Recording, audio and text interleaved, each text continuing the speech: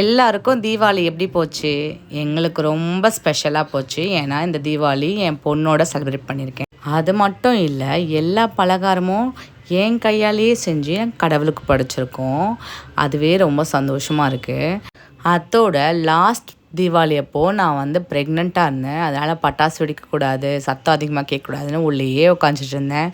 But இந்த தீபாவளி அப்படி கிடையாது. எல்லாத்தையும் இழுத்து போட்டு செஞ்சுக்கிட்டு அதோட பட்டாசும் வெடிச்சுக்கிட்டு ரொம்ப ஹாப்பியாக என் பொண்ணோட பயங்கரமாக செலிப்ரேட் பண்ணேன். காலையிலேயே மட்டன் குழம்பு, பெப்பர் சிக்கன் தொக்கு, வடை எல்லாமே செஞ்சு சாமிக்கு படைச்சாச்சு. நம்மளும் காலைல நல்லா சாப்பிட்டுட்டு ஒரு தூக்கம் போட்டாச்சு. அதுக்கப்புறம் எங்கள் வீட்டில் அம்மா வீட்டிலேருந்து வந்திருந்தாங்க. அவங்களுக்கும் நல்லா எல்லாமே செஞ்சு பயங்கரமாக கவனித்து அனுப்பிச்சாச்சு. அப்புறம் நானும் துஷியும் தீபாவளி ட்ரெஸ் ட்ரான்ஸ்ஃபர்மேஷன் பண்ணி வீடியோ எடுத்துகிட்டு இருந்தோம்.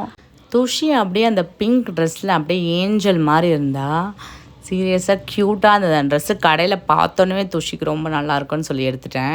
இவ்வளோ நாள் நமக்காக போய் தேடி தேடி ட்ரெஸ் எடுப்போம். பட் இந்த இயர் ரொம்ப ஸ்பெஷல். என்னோடய பொண்ணுக்காக போய்கிட்டு தேடி ட்ரெஸ் எடுக்கிறது தான் ஒரு மாதிரி பெஸ்ட் ஃபீலிங்ஸாக இருந்தது. அதுவும் இந்த பொம்பளை பிள்ளைகளுக்கெலாம் ட்ரெஸ்ஸுங்க நிறைய கிடக்குது. தேடி தேடி எடுக்க வந்துக்கிட்டே இருக்குது புதுசு புதுசாக. நம்ம ஸ்வீட்ஸ் பலகாரம் எல்லாமே ரொம்ப சூப்பராக வந்தது. குலாப் ஜாமுன்லாம் எக்ஸ்ட்ராடினரியாக இருந்தது.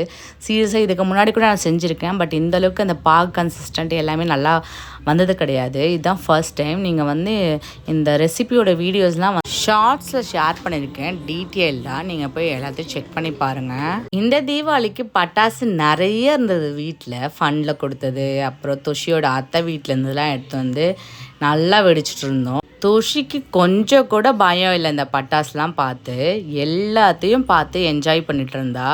அவளுக்கு ஆக்சுவலி இந்த சவுண்டு, அந்த மத்தளம் சவுண்டு எல்லாமே கேட்டால் அவள் ரொம்ப என்ஜாய் பண்ணுறான். மேபி அவளுக்கு அந்த சவுண்ட்ஸாக ரொம்ப பிடிச்சிருக்குன்னு நினைக்கிறேன். இந்த பட்டாசுலாம் சில குழந்தைங்களாம் பார்த்து ரொம்ப அழுதுட்டு இருந்தாங்கன்னு சொல்லிட்டு இவ கூட பிறந்த ஒரு சில பேபிஸோட மதர்ஸ்லாம் என்கிட்ட சொல்லிட்டு இருந்தாங்க. பட் இவ பயங்கரமாக என்ஜாய் பண்ணிகிட்ருக்கா. அதெல்லாம் பார்த்து பயமே இல்லை சுத்தமாக. நாங்கள் மாடியிலலாம் போய் வெடிச்சிட்டு இருந்தோம் மத்தாப்புலாம். அந்த டைமில் வான வெடிக்கலாம் பயங்கரமாக இருந்தது. என் தம்பியை பாருங்கள், கையிலேயே பிடிச்சி வெடிச்சிட்டு இருக்கான் பட்டாசுலாம்.